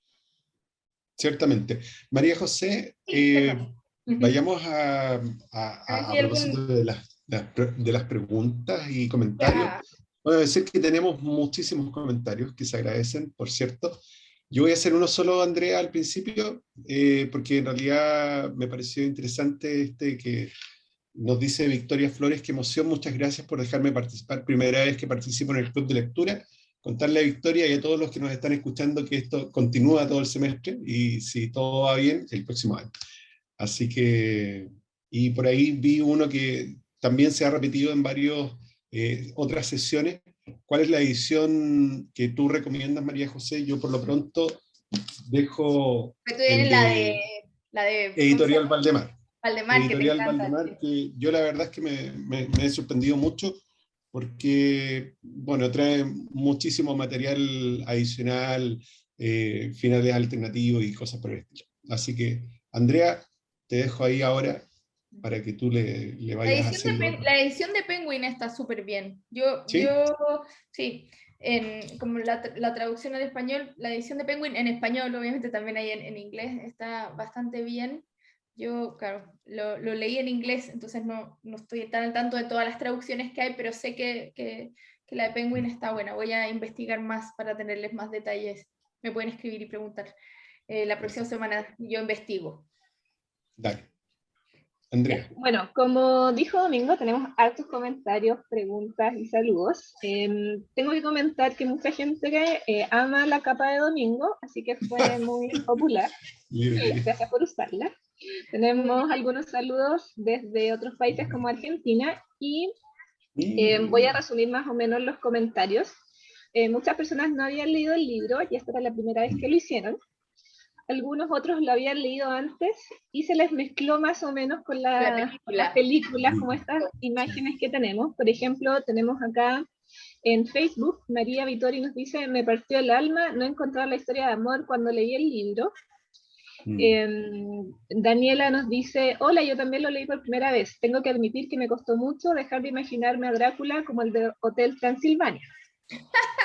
También tenemos algunos comentarios con respecto a las películas. Iván Domínguez nos dice, yo leí la novela hace algunos años porque la trabajé con mis estudiantes. He visto también varias películas, siendo la versión de Francis Ford Coppola la que se acerca más al texto de Stoker. Y Felipe Orellana nos dice, yo creo que la versión fílmica más fiel es la Nosferatu de Werner Herzog, y yo he leído la traducción del conocido traductor Francisco Torres Oliver. Yeah. Y también tenemos algunas personas que no han leído aún el texto, pero se motivaron con el club. Qué bien, qué bien. Para pasar a algunas preguntas, Alejandra Aguilar consulta qué sitio en internet tiene audiolibros de clásicos con los relatos completos, si es que tú conoces alguno. Y Evelyn Acevedo nos dice, hola, creo que el libro representa mucho el patriarcado, que se comprende por el contexto donde fue escrito. Sin embargo, el personaje de Mina es una mujer fuerte y empoderada. Me llama mucho la atención esa dualidad. Me gustaría saber qué opina María José de eso. Gracias. Bueno, sobre o sea, yo imagino que el audiolibro de Drácula debe estar hasta en YouTube, o sea, porque en general ese tipo de clásicos suelen estar en YouTube para... Sí, para hay de hecho hasta un radioteatro chileno notable que salió hace un tiempo atrás. Si la persona que preguntó pudiera enviarnos algún correo, yo encantado se lo comparto. Sí. Igual yo me imagino que debe ser interesante o sea, audio leerlo, porque como se trata de tantos textos distintos, hay que ver ahí, dependiendo de la producción del audiolibro, me imagino que en algunos casos tal vez deben hacer cambios de voces, en algunos casos debe ser un solo narrador, pero claro, ahí hay un desafío para la producción. En general este tipo de textos suelen estar en... Oh, pero... ¡Qué miedo! Siento como que se va a caer. Entonces, partir buscando en YouTube ese tipo de recursos. También yo siempre recomiendo, hay algunas plataformas tipo streaming, como que uno dijera el Netflix de los audiolibros, que uno paga cierto monto mensual y puede escuchar todos los audiolibros que quiera. Como no todo el mundo le gustan los audiolibros y está todo bien, a mí me parecen que son un formato glorioso. Yo siempre recomiendo a personas que nunca han escuchado un audiolibro completo, antes de inscribirse y pagar la mensualidad e inscribirse en alguno de estos sitios, pero hacer este mes de prueba, suele ser un mes, entonces bastante para que traten, prueben y escuchen, y ahí suelen tener distintas versiones. Yo me imagino que la versión en inglés también, capaz que hay alguna con algún actor o voz famosa que haga de Drácula, o sea, como que haga la voz de Drácula, debe haber. Y sobre el personaje femenino poderoso, sí, absolutamente. Y de hecho, una cosa que es súper interesante, el personaje de Mina, en sus textos, ella habla de las New Women, que eran las mujeres como feministas en Inglaterra, que empiezan a publicar en distintas revistas, entonces empieza también a hablarse con fuerza de esas ideas, y entonces tenemos como este nuevo tipo de personaje. Entonces yo creo que también va marcando una suerte de nuevo orden dentro de lo conservador que es de todas formas ese final, ¿no? Ese final donde volvemos a la familia y tienen un hijo, ¿no? Esas notas que aparecen después, pero no es tan raro tener un personaje femenino así, o sea, y no solo, o sea, pensemos por ejemplo incluso en literatura infantil, o sea, Alicia en el País de las Maravillas, o sea, tenemos historias en las que los personajes femeninos son los centrales, y además que Bram Stoker, una de las múltiples inspiraciones que tuvo para escribir Drácula fue la de una novela que trataba sobre una vampiresa, una vampira mujer que se llamaba Camille, y que le escribió un autor de apellido Le Fanu. Y Le Fanu fue editor de Bram Stoker. Bram Stoker escribía crítica de teatro, y Le Fanu fue su editor durante mucho tiempo, y entonces esta presencia de lo femenino venía también de ahí. Y si bien uno piensa, tenemos este personaje femenino bastante power, ¿no? Sí vemos esa marca de la época, porque cada vez que se menciona lo increíble que es Mina, dicen porque es como un hombre, ¿no?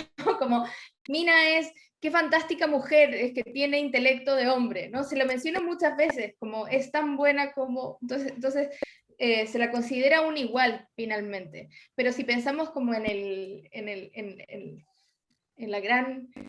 gran panorama, las otras mujeres no les va muy bien, o sea, la mamá de Lucy se muere, y no hay muchas más mujeres por ahí dando vueltas. En la versión de Coppola tenemos a Elizabeth, pero en la versión de Stoker no, o sea, tenemos este club de Toby más Mina, y a Mina Marte la muerde el vampiro, entonces está como en este estatus intermedio, pero es ese personaje también que está cuando pensamos en el tema de los límites, ¿no? Acá también tenemos un personaje que va atravesando ese límite, o sea, si bien está en una posición de, entre demasiadas comillas, inferioridad al respecto de estos hombres, finalmente es la que piensa mejor, a la que se le ocurren las mejores cosas, la más creativa, tanto sí que se la considera como una igual, ¿no? Entonces, es una sorpresa, pero al mismo tiempo, como les comentaba, uno ve las portadas de los libros y dice Drácula, y Drácula suele ser el que se lleva toda la atención, y si no son estos hombres persiguiendo a Drácula, y Mina queda como ahí. Sin embargo, si uno lo mira con mayor atención, es Mina la que hace posible el libro, porque si no, no tendríamos las transcripciones, si no, no atrapan a Drácula, ¿no? Entonces, como esta fuerza poderosa detrás de ella, y yo creo que viene también de ahí, de esas influencias y de ciertas ideas que andan circulando, como la de las New Women que aparecen citadas dentro de Drácula. Ella dice en un momento, se ríe, ¿no? Y dice, las New Women probablemente dice algo así como probablemente escribirían una nota diciendo que son los hombres los que tienen que pedirle matrimonio a las mujeres, ¿no? ¿No te acuerdas de ese momento, Domingo, que dice, probablemente tendrían que pedirle matrimonio a las mujeres, pero las mujeres le tendrían que decir que no, porque eso sería efectivamente demostrar que están como empoderadas, ¿no? O sea, Exactamente, sí. entonces, no ni siquiera el matrimonio, ¿no? Pero entonces yo creo que ahí hay como ese ruidito, ¿no? De estas otras ideas, de estas otras referencias, pero sin embargo, finalmente tenemos un montón de hombres, como la gran mayoría en este libro son este club de Toby, ¿no? Este club de hombres de distintas profesiones con distintos intereses, todos con mucho dinero, que van en pos del conde, y de hecho Mina no tiene ni un peso, que eso también es importante en términos como de su relación con ellos, o sea, ella es huérfana, desde el comienzo dice que no tiene dinero, se casa con Jonathan, que tampoco debería tener mucho dinero, pero recibe una herencia, y gracias a eso, pero ella acompaña, ¿no? Entonces, es una figura súper, me parece que es una figura súper interesante, y como también como yo la pondría en el mismo cesto que, no sé, personajes como Jane Eyre, por ejemplo. Jane Eyre de Charlotte Brontë, que también es esta institutriz que llega a la casa del señor Rochester. El señor Rochester debiera ser como el personaje de autoridad y lo es por un tiempo, pero después Jane Eyre toma fuerza, decide no casarse con él, ¿cierto? Se va a recorrer el mundo, recibe una herencia, llega toda millonaria de vuelta y el señor Rochester está ciego, hecho una piltrafa humana, y ella es como, Reader, I married him, ¿no? Así como, me casé con él y lo rescaté de la ignominia. Entonces, como esos gestos, yo creo que está esa corriente, esa circulación de ideas también está ahí, como no podían ser todas las mujeres personajes a merced de la desgracia. Entonces tenemos ese germen ahí, pero está bastante escondido, me parece igual. Por cierto que sí. Andrea. Sí, vamos a otro par de preguntas. José nos dice, hola, yo lo leí hace unos años y ahora lo revisité. Siempre me ha intrigado la base histórica de la novela. Me gustaría preguntarle a María José qué sabe sobre eso. Y me gustaría preguntarle también si cree que la novela podría haber sido escrita en formato prosa y no como crónica.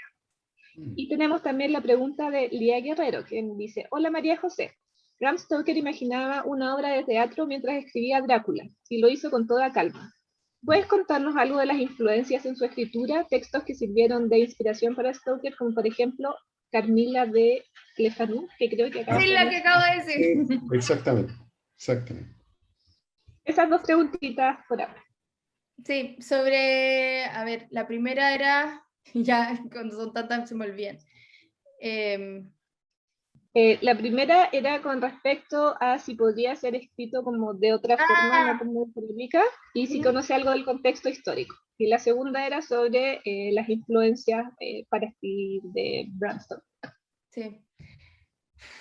Sobre la influencia histórica se han dicho varias, pero en general no...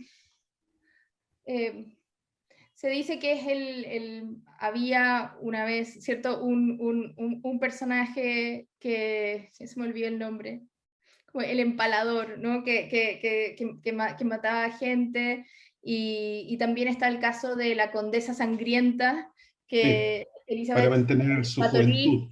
sí, Elizabeth Bathory, creo que se llama, y esas dos se mencionan como referencias históricas que él buscó, pero en verdad muchos críticos dicen que no creen que venga de ahí la historia, sino más bien de estas referencias literarias, del texto de Le Fanu, del libro de Polidori, de otras referencias en el ambiente, más que de esas referencias como de personajes históricos, vampirescos. De hecho, el nombre de Drácula, que mucha gente piensa que también pertenecía a un personaje real, él dijo Bram Stoker en algún momento que fue un nombre que encontró en una biblioteca cuando estaba de vacaciones, como en una biblioteca pública se encontró con ese nombre y le pareció que sonaba bien y se lo dejó. Entonces, no sé, como digo, están esas, no sé si Domingo, que es más fan, sabe más, pero yo sé que esas referencias, muchos dicen que no son tan ciertas.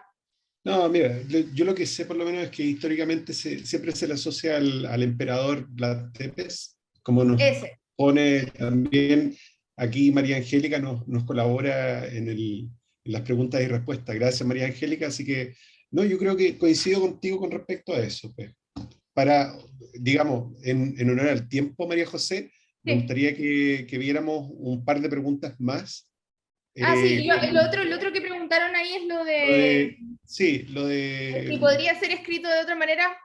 O sea, de partida no está escrito como crónica, está escrito como novela epistolar, que era algo bastante común en esa época, por eso también hacía la relación con Frankenstein, o sea, contar la historia a través de estas voces, porque la figura de la carta trae consigo esta autoridad, ¿no? Y esta idea de verdad, ¿no? Como cuando se piensa en una novela de detectives y la gente busca los recibos y busca las cartas, los diarios de vida buscando pistas, porque uno piensa que en esos textos no mienten, ¿no? Entonces aparece, y entonces esa idea de estos textos que no mienten en relación a algo sobrenatural, claro, tiene esta fuerza, porque es como, pucha, pero está en su diario de vida, ¿no? Está en su carta y me está contando que existe este monstruo, más que si fuera como un narrador omnisciente u otro tipo de narrador que enfatiza más la idea de algo ficticio, algo que es cierto que no es real, pero acá se juega con esa línea borrosa, ¿no? De tener las cartas, de tener estos papeles personales de los personajes.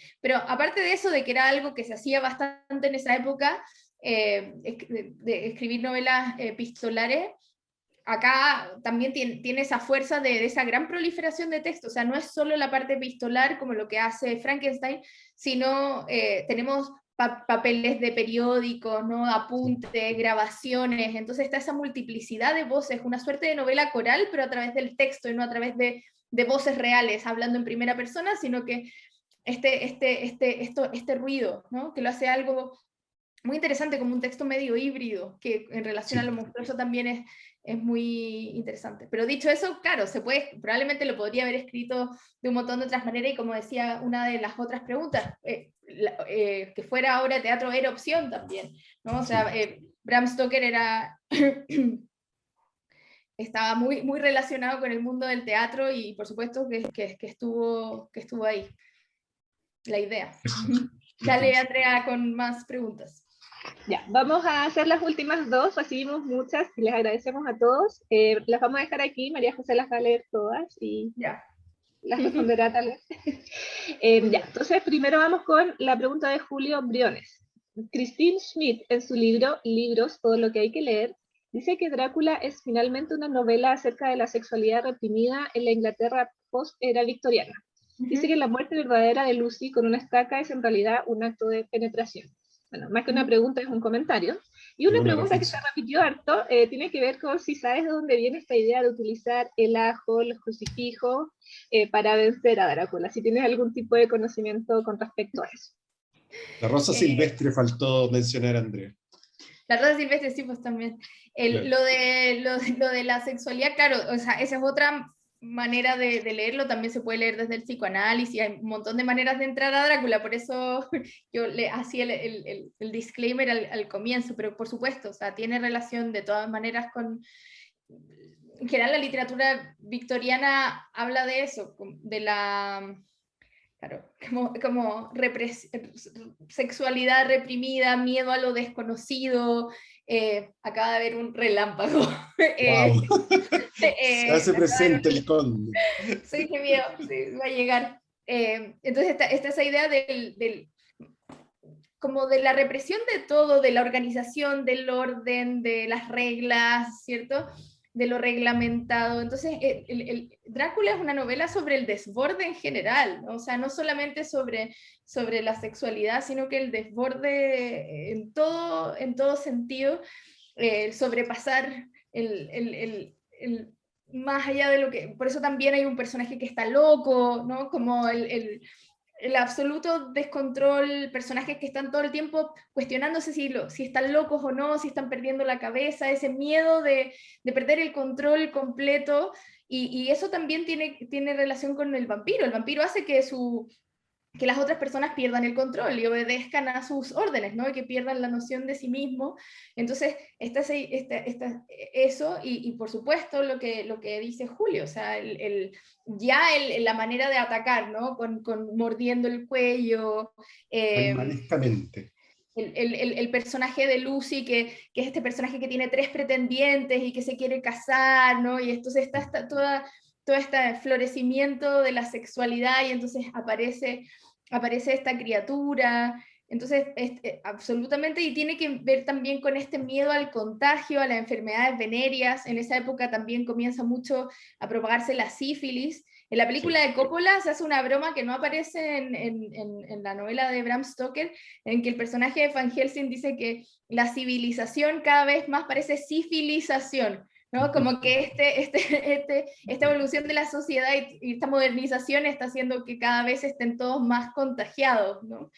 Este contagio entre los cuerpos, la sangre, ¿no? El contagio, los fluidos, absolutamente está ahí. Y sobre todas las maneras de matar al vampiro, no sé si tú sabes más, Domingo, Sí, yo sabía el de la estaca, cortar la cabeza, el fuego no es muy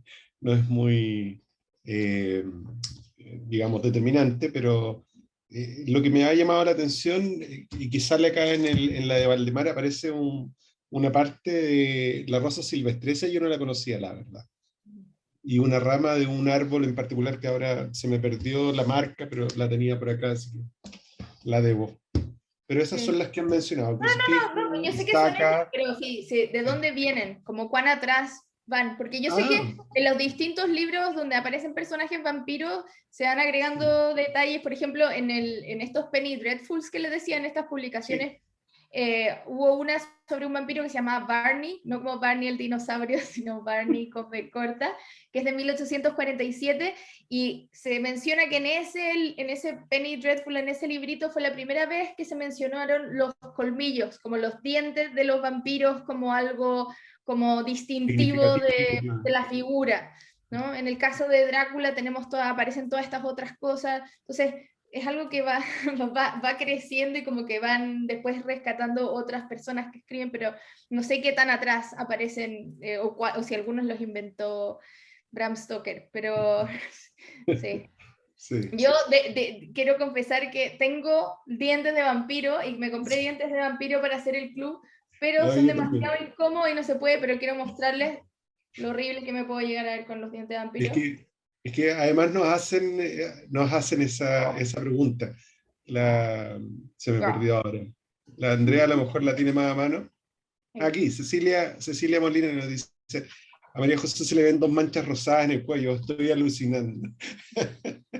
Sí, efectivamente lo teníamos preparado. Es que traté de hacer algo porque yo sabía que Domingo tenía una muy buena capa y yo no tengo. Entonces, lo que yo alcancé a tener, tengo un prendedor, que es el Claro, libro Drácula, dice sí, Drácula, con salen el los colmillos. colmillo. Y me compré los colmillos, pero no sé si son tal vez para un niño muy chiquitito, pero son demasiado incómodos. Y no puedo hablar con esto, así que no les puedo hacer Claro, el con ¿no? esto. Y venía con un tubito de sangre en tubito. Y entonces dije, voy a hacer como los dos puntitos para que parezca atacada por un... lo vamos a hacer más gore. Lía Guerrero, muchas gracias. La rama es de Fresno. Sí, lo había leído. Y creo que Lía tenemos por ahí la misma edición, si no me equivoco, de Valdemar. Me siento culpable, de repente me piden referencia y yo digo al tiro Valdemar. No, pero buenísimo, pero es que hay tantas. Pero, y por supuesto, así como Drácula toma inspiración de todos estos vampiros anteriores, también Drácula inspira a tantos otros vampiros por venir. Sí, Y entrevista con el vampiro, Crepúsculo, hay Lestat. tantas nuevas versiones, hay nuevas series sobre Drácula. Hay una en Netflix que duró como 3 capítulos y parece que no era muy buena. Y hay una que habla sobre Bram Stoker cuando está escribiendo Drácula, creo, pero no, yo no la he visto porque la verdad me hago la valiente haciendo este club porque a mí me da mucho susto estos libros. Pero creía que era una buena idea meterse ahí. O sea, cuando hagamos el de Carrie lo voy a releer con luz de día porque me da mucho miedo, pero queríamos entrar en estos textos y sobre todo para aquellas que nunca habían leído Drácula, ojalá que si todavía no lo han leído, que se animen Sí, y que se abran a esta experiencia que es muy distinta de lo que ustedes creen que se van a sí, encontrar, ¿no? Porque estamos es notable. acostumbrados a haber visto estas versiones cinematográficas y a esperar un cierto desarrollo de la trama y finalmente este personaje es como, está en su ataúd gran parte del día, no lo vemos. Bueno, en verdad no, porque él puede circular, solo que en ciertas horas es débil y no puede escapar su cuerpo, no tiene Sí. otras Bueno, de reglas. hecho, en la película la que te presté hace tiempo, ¿Sí? de Hunger, ¿te ¿Sí? acuerdas? Ahí también bueno, y las actuaciones de David Bowie, Susan Sarandon, y se me escapa la tercera, pero es notable la película. Sí, la pueden Sí, ver no, por y ahí. bueno, y hay tantas, y también está la de Jarmusch con Only Lovers Left Alive, Uy, donde sí, ese. también, muy interesante, el personaje de Tilda Swinton en Only Lovers Mm. Left Alive tiene el superpoder de leer muy rápido. Hay una escena en Sí, que ella agarra libros y lee como con el dedo. claro. Y me gustó mucho esa referencia porque de alguna manera remite a Drácula, que es esta caja llena de textos y personajes que están todo el tiempo leyendo antes de hacer las cosas, como son personajes que leen antes de actuar. Entonces, de alguna manera es una novela sobre lectores, y por eso también me cae muy bien y me olvido un poco del vampiro que chupa sangre, porque es una novela sobre la lectura también. Ah, mira, Ricardo nos menciona la película de Lost Boys también. Ya. Sí. Bueno, María José, vamos a hacer el término como lo hacemos siempre. Yo quisiera agradecer la participación de todas y todos. Pedimos las disculpas a quienes tuvieron algún inconveniente para interactuar, ingresar a la sesión de hoy. También agradecer el tiempo dedicado a escuchar y participar nuevamente, porque en realidad esto está partiendo recién.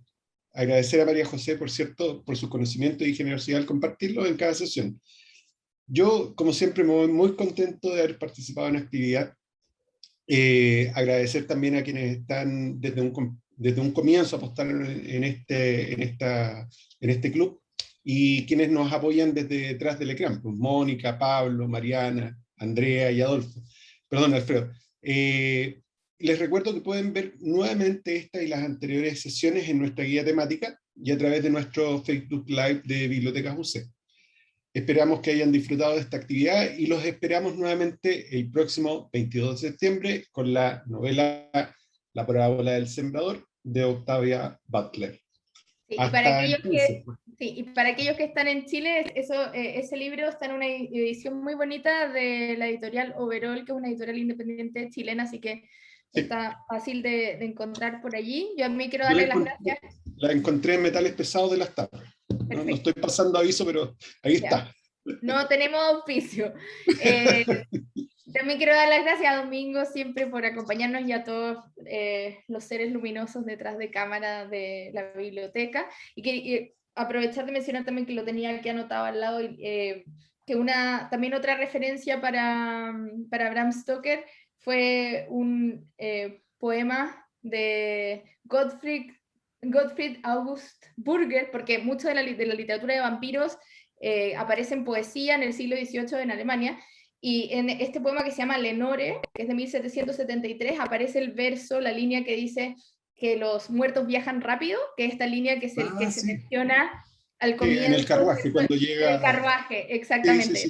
Sí. Entonces él también, interesante, él también juega, Bram Stoker mete vampirísticamente, ¿no? Mete pedacitos de estos otros libros que tratan sobre vampiros. Y también hace referencia a Shakespeare, mete Hamlet, mete un montón de otras referencias también, que no tenemos tiempo de conversar hoy día. Pero eso, muchas gracias y nos vemos el próximo mes para hablar de Octavia Butler.